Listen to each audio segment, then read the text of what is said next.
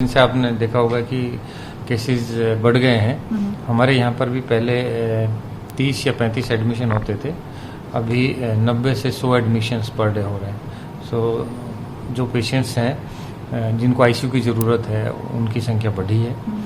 और हमने देखा है कि काफ़ी सारे पेशेंट्स अब दिल्ली के बाहर से भी आ रहे हैं हमारे पास।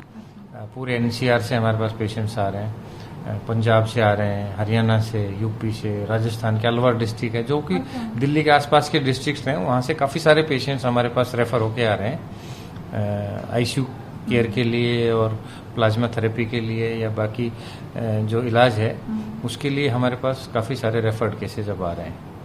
सर ये जो हम केसेस जो देख रहे हैं पर इसके साथ साथ इलाज आ रहा है। जी जी जी। तो सर ये दोनों एक साथ मतलब जो पैरिटी लग रहा है। हाँ, आपने देखा होगा कि जो टेस्ट की संख्या है वो काफ़ी बढ़ गई है, तो नंबर ऑफ केसेस भी बढ़ गया है क्योंकि टेस्ट बहुत ज़्यादा हो रहे हैं। टेस्ट पर मिलियन दिल्ली में सबसे अधिक हो रहे हैं, पूरे देश में सबसे ज़्यादा टेस्ट दिल्ली में हो रहे हैं और रिकवरी भी काफ़ी अच्छी है और सक्सेसफुल दिल्ली का मॉडल रहा है।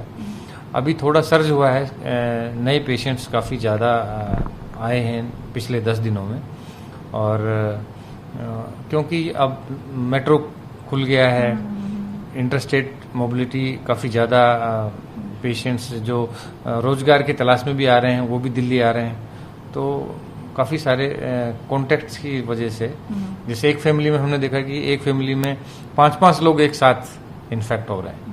तो ये इसलिए क्योंकि वो बाहर निकल रहे हैं और वो कहीं ना कहीं लापरवाही भी बरत रहे हैं कि मास्क नहीं लगा रहे हैं, सोशल डिस्टेंसिंग का पालन नहीं कर रहे हैं, तो उसका भी एक कारण। सर ये जो दिल्ली गवर्नमेंट का जो ऑर्डर आया कल जो राजी हो गए हैं मतलब जो दिल्ली से हमने बोला है, तो इसके बारे में क्या बोलना है सर? नहीं, वो तो एक कोर्ट का भी ऑर्डर है कि आपको प्रिस्क्रिप्शन की ज़रूरत नहीं है, आपको आधार कार्ड चाहिए और आप टेस्ट करा सकते हैं। तो इसे निश्चित तौर पे जो अर्ली पिकअप होगा, जो भी संक्रमित व्यक्ति है, इन्फेक्टेड पर्सन है, उसकी पहचान जल्दी हो जाएगी और उससे फायदा होगा। It's good step. अच्छा, ये आपको लगता है गुड? हाँ जी। सर ये जो कन्वॉल्वेंट प्लाज्मा थेरेपी जो आईसीएमआर का स्टडी में आज कोविड देखिए, ऐसी स्टडी ऑल ओवर वर्ल्ड काफ़ी हो रही हैं। बहुत सारे देशों में प्लाज्मा ट्रायल चल रहा है और प्लाज्मा थेरेपी जो है अभी तो यूएस में भी अप्रूव किया है उन्होंने कि ये it is not the part of standard care but it is one of the good therapy. इसका हमने ये जो स्टडी जिसका आप बात कर रहे हैं जो आज आया है उसमें 400 के लगभग पेशेंट्स को इन्होंने एनालाइज किया है और इसमें देखा गया है कि 2 आर्म है, एक कंट्रोल आर्म है और एक ये प्लाज्मा वाला आर्म है। इनमें देखा गया है कि उसमें मृत्यु दर में कोई फर्क नहीं है, मोर्टेलिटी बेनिफिट नहीं है, मोर्टेलिटी बेनिफिट नहीं है। ये तो रेमडेसिविर में भी है, आपने देखा कि रेमडेसिविर से कोई भी मोर्टेलिटी बेनिफिट नहीं है, बट जैसे रेमडेसिविर रिकवरी में हेल्प करता है ऐसे प्लाज्मा थेरेपी भी रिकवरी में हेल्प करता है। यदि प्लाज्मा थेरेपी हमने देखा है, हमारा अपना अनुभव है, 100 से ज़्यादा मरीजों में हमने प्लाज्मा दिया है, हमने आप देखा है कि यदि प्लाज्मा को सही टाइम पे दिया जाए और मॉडरेट कैटेगरी के पेशेंट को दिया जाए तो उनको वेंटिलेटर पे जाने की जरूरत नहीं होती, उनमें कॉम्प्लिकेशन कम होती है और उनमें रिकवरी निश्चित तौर पे ज़्यादा होती है।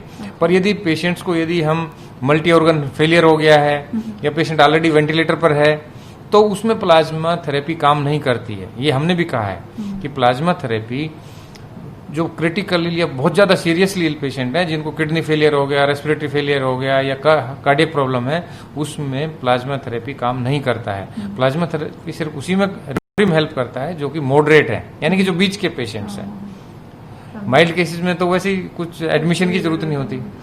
जो माइल्ड और सीवियर के बीच में जो कि मॉडरेट केसेस हैं उसमें प्लाज्मा थेरेपी काम करती है और ये जो मोर्टेलिटी बेनिफिट है ये नहीं है, ये इस स्टडी में दर्शाया गया है। पर जैसे अभी यूएस में चल कि it's not a number 1 care, so it is not the standard of care.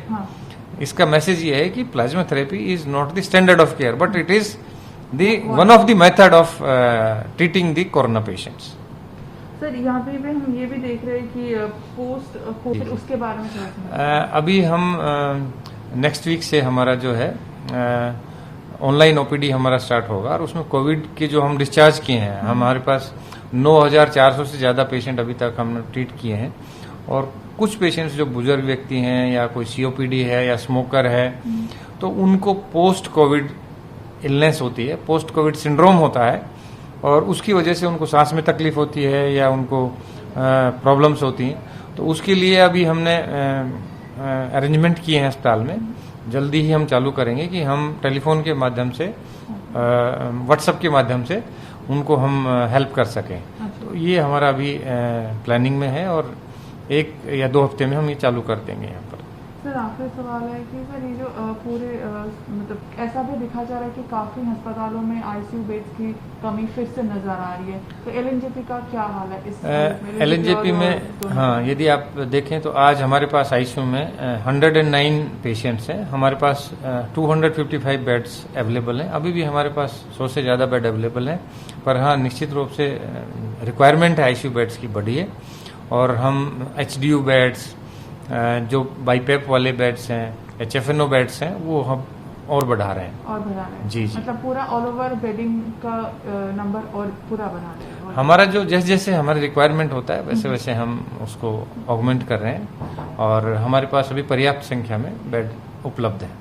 Sir आपको क्या लग रहा है, मतलब आखिरी सवाल है कि ये जो पूरे सिचुएशन जिस तरह से हम देखते जा रहे हैं, कितना वर्स हो सकता है? ये कि हम बोला जा सकता है कि ये सेकेंड वेव चल रहा है, या फिर ऐसे बोला जा सकता है कि फर्स्ट वेव कभी खत्म हुआ ही नहीं था? देखिए, ये कहना तो बड़ा मुश्किल है, क्योंकि एपिडेमोलॉजिस्ट या जो स्टैटिकल मेथड है वो डिसाइड करते हैं कि ये सेकेंडरी वेव है या प्राइमरी वेव अभी तक खत्म नहीं हुआ। It's very difficult to answer this question, but definitely because interstate जो पेशेंट्स का मोबिलिटी है उससे और ज़्यादा टेस्टिंग की वजह से ये ऐसा हो रहा है।